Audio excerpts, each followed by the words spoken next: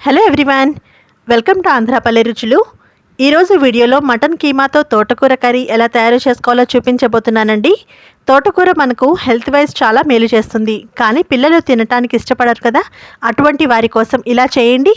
మటన్తో పాటు తోటకూరను వేస్తే ఎలా ఉంటుందో అనే డౌట్ లేకుండా నేను చూపించిన విధంగా చేసి చూడండి.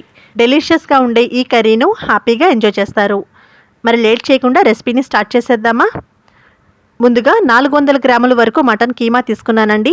వాటర్తో క్లీన్ చేసిన తర్వాత ఒక స్ట్రైనర్లో వేసుకొని వాటర్ అంతా పోయిన తర్వాత తీసుకోండి, లేదా మటన్ కీమా క్వాంటిటీ అనేది మీకు నచ్చినంత తీసుకోవచ్చు. ఇప్పుడు ఇందులో రుచికి సరిపడినంత ఉప్పుని వేసుకోండి. నేను కల్లుప్పు వేసుకున్నాను. తర్వాత హాఫ్ టీ స్పూన్ వరకు పసుపు వేసుకొని హాఫ్ టీ స్పూన్ వరకు అల్లం వెల్లుల్లి పేస్ట్ వేసుకోండి. అలాగే అర గ్లాస్ వరకు వాటర్ని వేస్తున్నాను. వాటర్ ఎక్కువ వేయాల్సిన పని లేదు, ఎందుకంటే నేను తీసుకున్న మీట్ అయితే లేతగానే ఉంది కాబట్టి అర గ్లాస్ వాటర్ అయితే సరిపోతుంది. వేసిన తర్వాత ఇలా ఒక్కసారి కలుపుకొని గ్యాస్ ఫ్లేమ్ మీడియంలో పెట్టి ఉడికించుకోవాలి.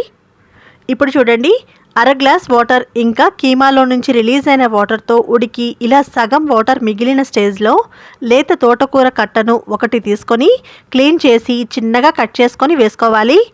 ఈ మిగిలిన వాటర్తోని తోటకూర కూడా చక్కగా మెత్తగా ఉడుకుతుంది. ఇలా ఒకసారి కలుపుకొని గ్యాస్ ఫ్లేమ్ సిమ్లో పెట్టి ఉడికించుకోండి.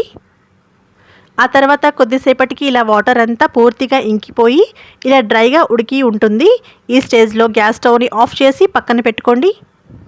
ఇప్పుడు కర్రీ ప్రిపేర్ చేసుకోవటం కోసం ఒక పాన్ తీసుకొని గ్యాస్ ఫ్లేమ్ మీడియంలో పెట్టి 2 నుంచి 3 టేబుల్ స్పూన్ల వరకు ఆయిల్ని వేసి వేడి చేసుకోండి. ఆయిల్ వేడైన తర్వాత హాఫ్ టీ స్పూన్ వరకు జీలకర్రను వేసి కొన్ని సెకండ్ల పాటు వేయించుకోండి. ఆ తర్వాత 2 మీడియం సైజులో ఉన్న ఉల్లిపాయలను తీసుకొని ఇలా చిన్న చిన్న ముక్కలుగా కట్ చేసుకొని వేసుకోవాలి. ఉల్లిపాయలు సగం వేగేంత వరకు ఇలా మీడియం ఫ్లేమ్లోనే పెట్టి వేయించుకోవాలి. ఇప్పుడు ఒక టీ స్పూన్ వరకు అల్లం వెల్లుల్లి పేస్ట్ వేసుకొని పచ్చివాసన పోయేంత వరకు వేయించుకోవాలి. ఉల్లిపాయలు అలాగే అల్లం వెల్లుల్లి పేస్ట్ కూడా మంచి కలర్లో వచ్చిన తర్వాత మీ రుచిని పట్టి పచ్చిమిర్చిని కట్ చేసుకొని వేసుకోండి. నేను ఇక్కడ 3 పచ్చిమిర్చిని కట్ చేసుకొని వేసుకున్నాను. ఇలా 1 నిమిషం వేయించిన తర్వాత ముందుగా బాయిల్ చేసి పెట్టుకున్న కీమా అలాగే తోటకూర మిశ్రమాన్ని వేసుకోవాలి. ఈ మిశ్రమం వేసిన తర్వాత 4 నుంచి 5 నిమిషాల పాటు గ్యాస్ ఫ్లేమ్ మీడియంలోనే పెట్టి బాగా ఫ్రై చేసుకోండి. ఫ్రై చేసిన తర్వాత రుచికి సరిపడినంత కారం వేసుకోండి. నేను 2 టీ స్పూన్ల వరకు వేస్తున్నాను.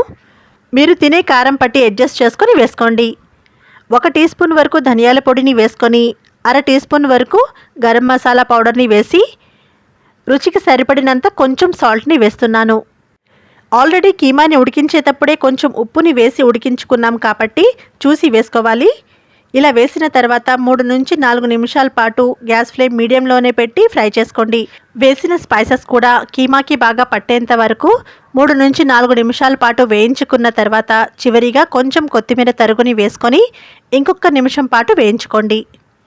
ఆ తర్వాత గ్యాస్ స్టవ్ ఆఫ్ చేసి వేడివేడిగా పరాటా, చపాతీ అలాగే రైస్తో పాటు సర్వ్ చేయటమే. చూశారు కదండి, చాలా సింపుల్ కదా. ఈ రెసిపీని తప్పకుండా ట్రై చేసి చూడండి. మీ ఫ్యామిలీలో ఇంకెప్పుడు తోటకూరతో కంప్లైంట్ అనేది ఉండదు. రెసిపీ నచ్చితే ఒక లైక్ చేయండి. ఫ్రెండ్స్లో ఫ్యామిలీలో తప్పకుండా షేర్ చేయండి. మీరు కనుక నా ఛానల్లో మొదటిసారిగా విజిట్ చేసి ఉంటే మరిన్ని ఇంట్రెస్టింగ్ వీడియోస్ కోసం ఆంధ్ర పల్లె రుచులు ఛానల్ను సబ్స్క్రైబ్ చేయడం మర్చిపోకండి. ఇంకొక మంచి ఇంట్రెస్టింగ్ టేస్టీ రెసిపీతో మళ్ళీ కలుద్దాం. Thank you.